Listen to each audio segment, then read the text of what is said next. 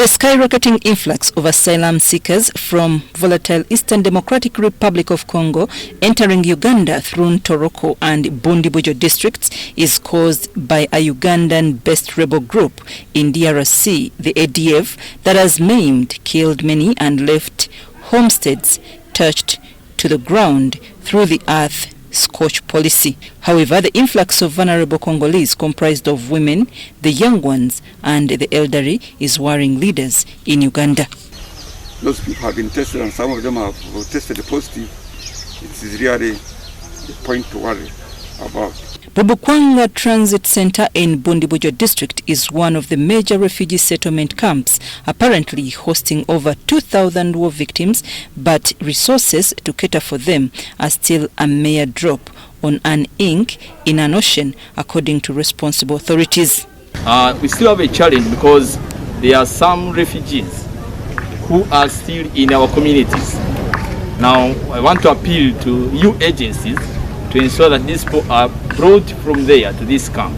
With the hellish life in the camp, the asylum seekers of Congolese origin are left with no option but to flee the camp to host communities in search of casual labor on private farms where they are given small wages to cater for their families. And our people were taking advantage of that cheap labor, so they were taking them on as domestic workers.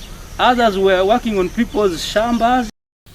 While independent humanitarian analysts have described the situation here as hard life in a wilderness, the Uganda government is focusing much on health to protect both its national and the Congolese asylum seekers.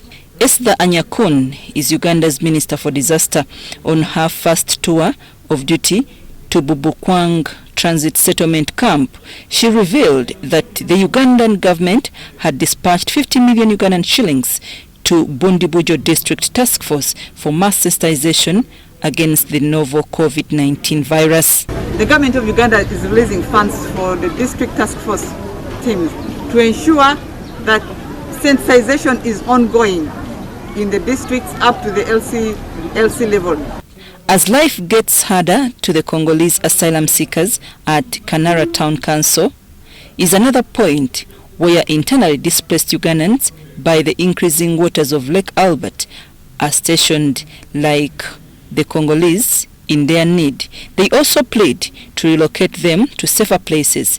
Many of these IDPs have lost their homesteads and properties to water.